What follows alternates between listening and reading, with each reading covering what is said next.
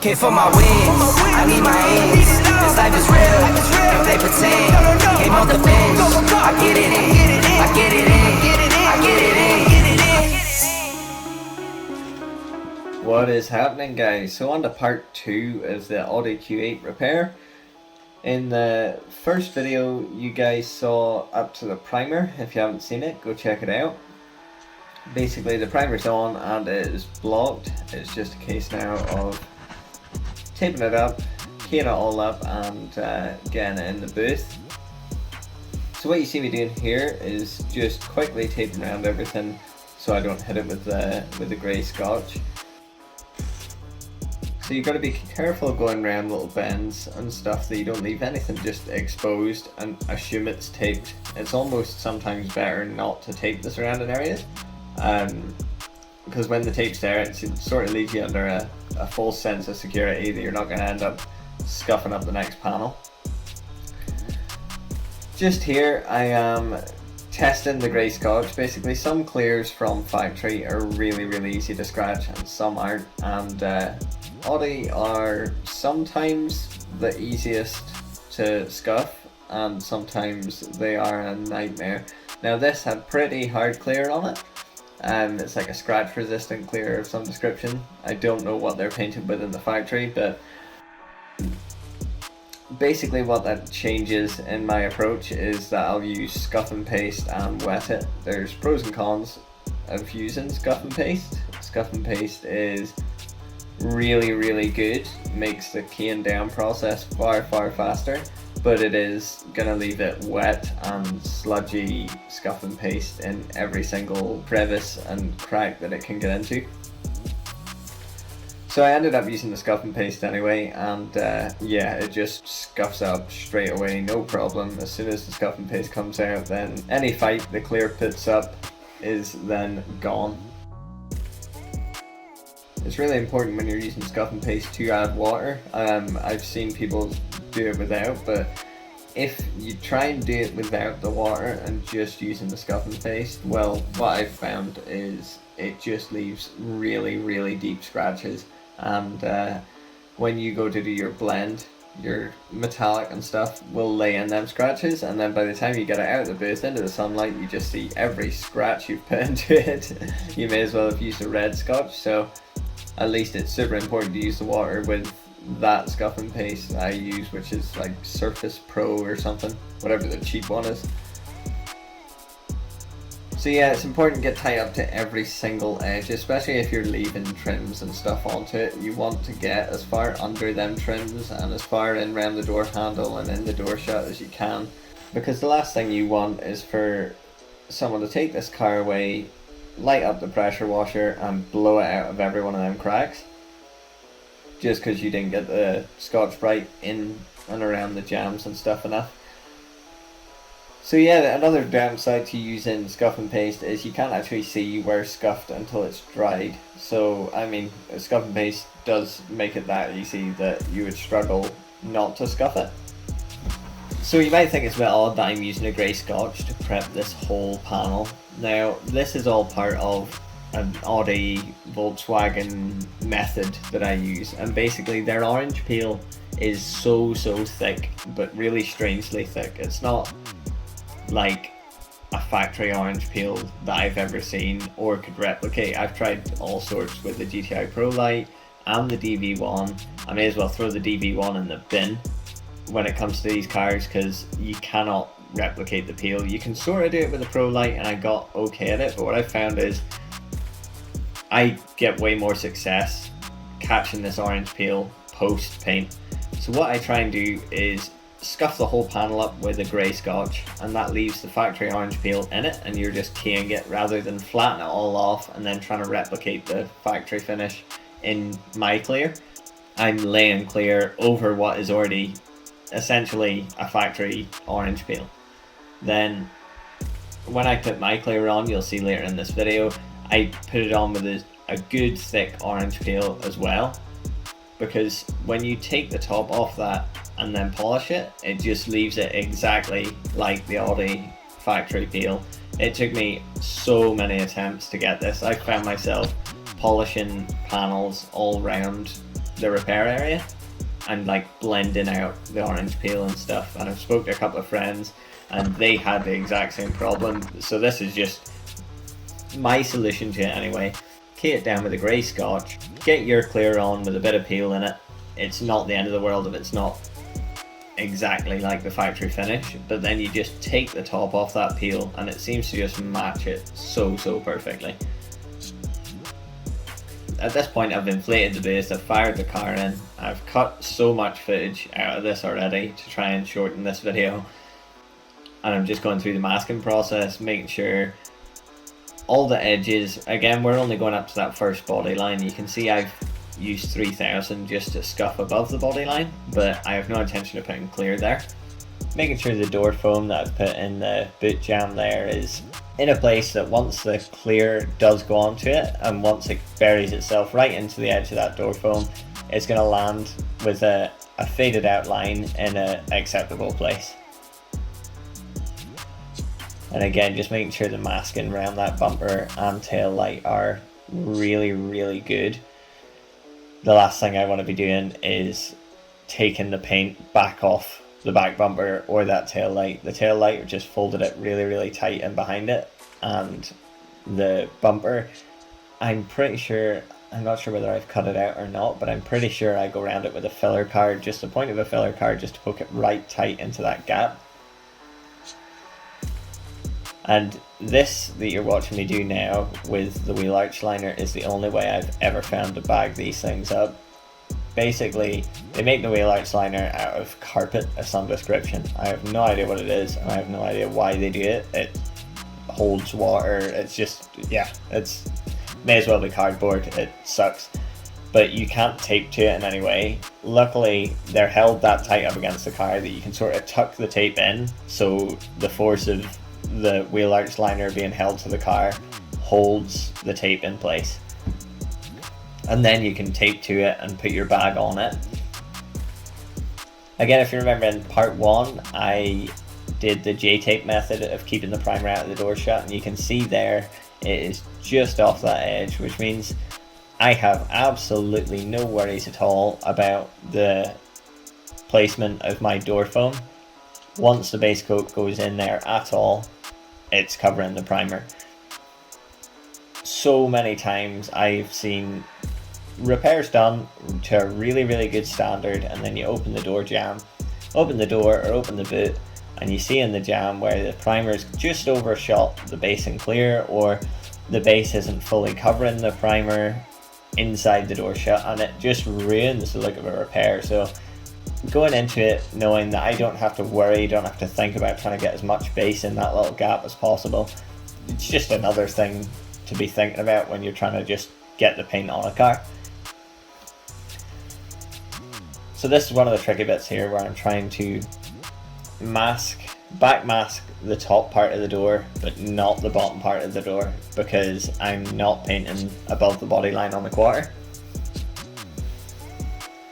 And it is kind of tricky, but well worth it. If I'd have gone any further up the quarter, I would have either had to paint the whole way over the ABC pillar, which doesn't have a solid edge, and I would have had to put foam edge on the whole way along the roof, or I'd have maybe burned it in on the C pillar, just up. But I think genuinely this is as good as burning it in on the C pillar. At least on this edge you'll never see the repair again, whereas I always find that in maybe 3 or 4 years you would see that edge start to appear if you burn it in up the quarter, whereas you never ever see this edge that's on the body line ever come back.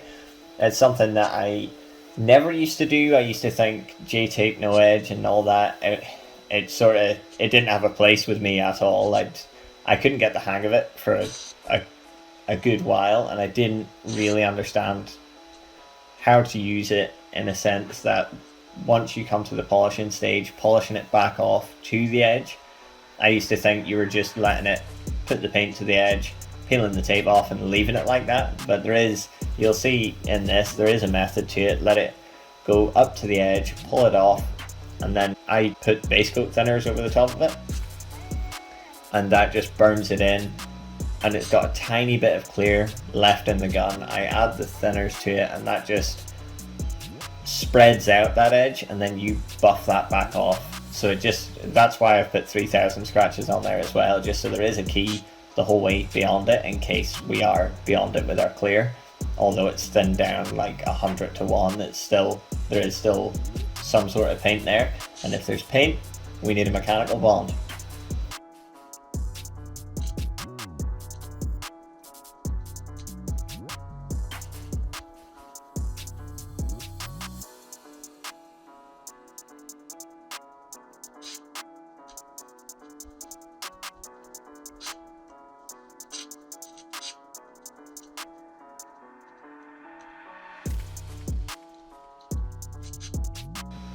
So now again, this is one of the issues you have using scuff and paste, is it just gets in every little crack, and you've just got to double and triple check that you've got every bit of it out, because the last thing you want to do is start putting the clear on, especially as far away from the repair as that wee trim at the bottom is. You go to start putting the clear on and it blows some dried up scuff and paste out of that gap, and then you're ready to pull your hair out. If I had any hair.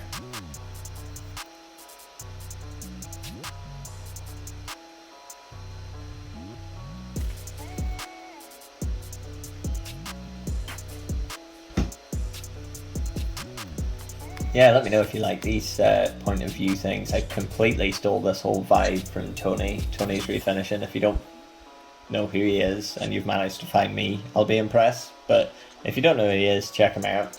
He's a top guy. I'm forever asking him for advice.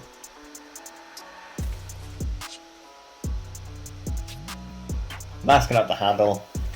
Every painter out there right now is screaming through the screen at me, but I was, if you don't remember in part 1, I was asked by the owner to leave the handle in, but I assume there's some issue with these when you pull the handle out because they're all electronic. So I left it in, and I say without a doubt it came out perfect in behind the handle, and there's such a massive gap around the handle so that you can just get the clear in and around it, no problem. It's the same when you're scuffing it, you can get the Scotch-Brite pushed right in there, no problem. And I have absolutely zero worries of this job ever starting to fail around the door handle anyway.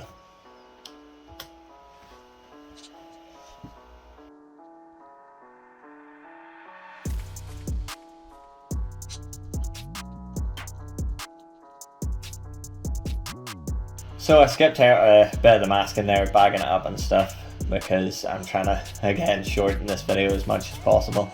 I also degreased it twice and used the high pressure airline and tack cloth the whole thing twice. So this is me, I've got the booth turned on. I'm just going around it one more time with the tack cloth before we start putting any base on it.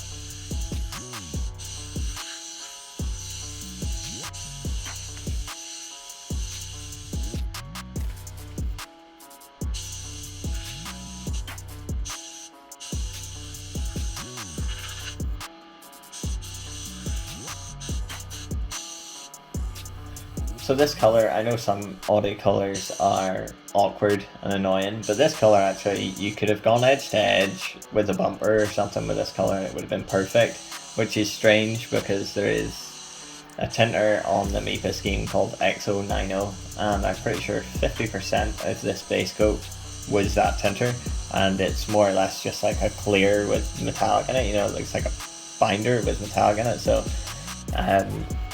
I was pretty impressed with the coverage and the colour match, considering the mix that it was.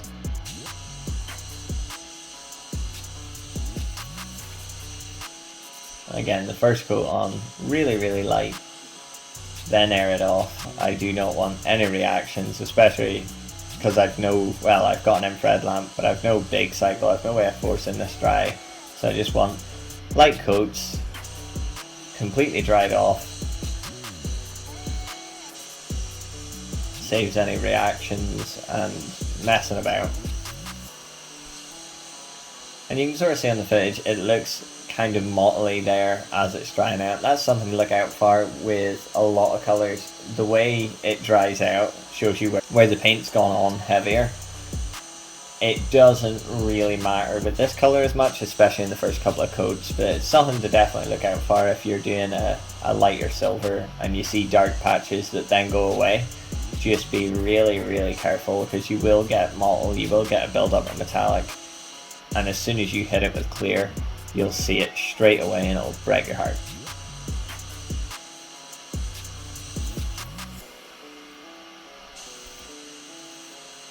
So I did cut it out, but on the longer wheel arch trim piece, I think it was between 2 coats of base, but it might have been after I'd mixed the clear, I can't remember. It's been a few days since I actually did this.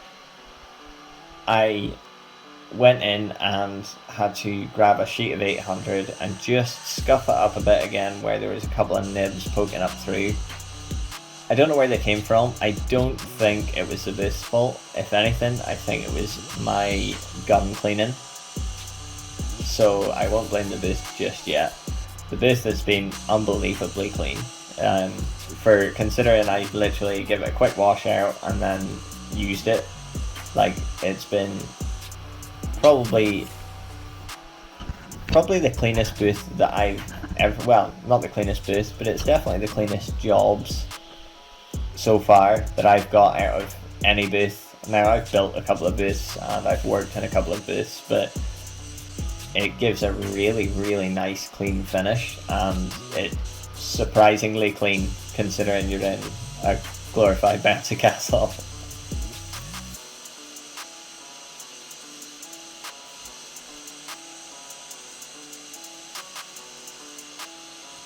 So as you can see, I'm putting my hands all over this, and I just want to let you guys know that before I did the last coat of base, I did run degreaser over just the bottom bit where my finger and thumb were holding it.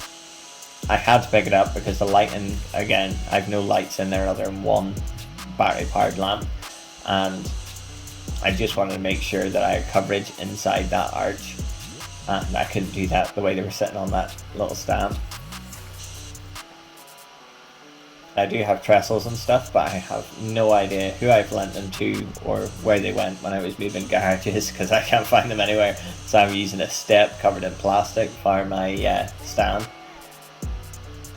This is another important step that people seem to skip. So when you're between coats, always tack off. Like, just do it. I know you're always tempted to just go, oh, it'll be okay. Just tack off between the coats. It takes 2 seconds and it makes the job that much cleaner. And when you've got J-tape on the car, when you're going up to a body line, always blow air up into it and run the tack cloth along that line, just in case you have got a couple of stray bits of metallic that have managed to make their way up in behind that J-tape. The last thing you want on your clear blend on that line is for 3 or 4 bits of metallic to be poking out, and then you run the buff over it and it rips them out and takes the clear with it. I've done it. I'm speaking from experience. Like, laziness has ruined a couple of jobs, and you just make sure you just spend extra time with the tack, especially if you're doing a repair pretty close to that J-tape. I'd consider that, well, that's as close as I would ever want to be whilst using no edge and burning out on a body line. So this is the clear. I used to do beer clear on this one, and it's really good clear, especially if you want to try and get a bit of peel into something. I think, I can't remember what clear it is, but it's an HS clear. It's really good. It takes a little bit longer to dry, but it is a really good clear. So again, tacking off just before we stick the clear on. So the tack cloth you see me using there, I've used a couple of jobs prior. I actually saw this little tip in one of Tony's videos, and it's something that I feel like I should mention. So it's definitely been used once before, maybe twice, but it's been kicking about. It's lost a lot of the stickiness there, and it just means you can really drag it over the panel and not worry about any of that. Sticky stuff off the tack cloth manages to make its way onto the panel.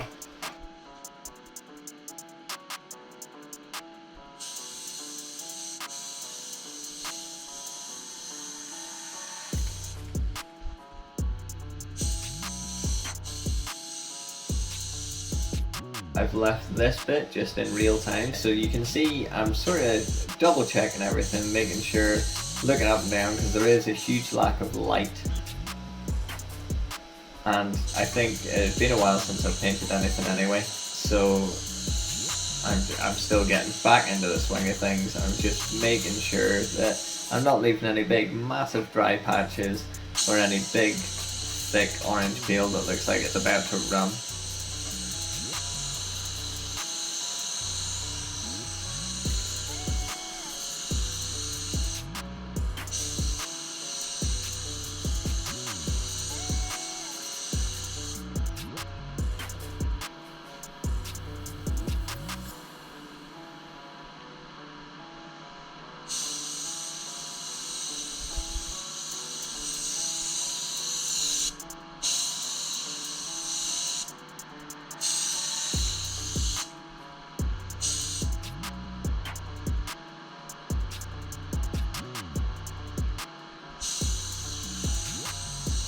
I'm sort of letting it go a little bit dry up to the J-tape. Then on my second coat, I'll give it a real good coat of clear up to the J-tape before I peel it off and stick some base coat thinners over the top of it. The reason for that is I don't really want a thick layer of clear up against the J-tape on the first coat and then 5-10 minutes later put another coat on and then pull it off and try and burn that out with thinners. I want as little clear up on the J-tape as possible, so when I pull it off after my second coat, it's still nice and wet for me to burn it out with the thinners. Again, it's just tricks like that that you learn through trial and error, and if I manage to save you guys the dramas that I've had, then it's worth just throwing these little hints in there.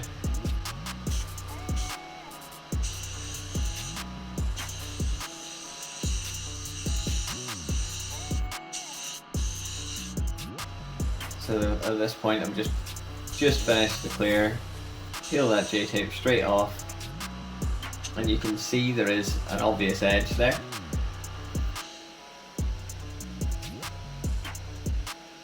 Again, I'm fighting with that zip. That zip is a nightmare to work with every time you're coming in and out. I know I'm coming in and out the wrong end of the booth, but that's because the other zip is even worse. So you see, I poured the clear out. I never washed the cup out or anything, so there's a little bit of clear still in there. And I find that really, really important for when you're burning out, not to just use thinners. Always have the tiniest amount of clear in there as well, just so you are actually putting down a little bit of something. That's why I heated up with the 3000 in the first place, because I knew that there was going to be something going over it. And the 3000s just to hold it on there till I polish it off. I don't want it peeling off, I want to be able to flatten it and polish it off. So yeah, here's another glimpse of the finished product. In the next video I'll take you through the polishing stage. There is a little bit of the polishing stage that I just wanted to spend a bit more time talking about and going over, rather than trying to cram it in the end of this video that is already 22 minutes long or something. Like, comment, subscribe, and I'll catch you guys in the next one.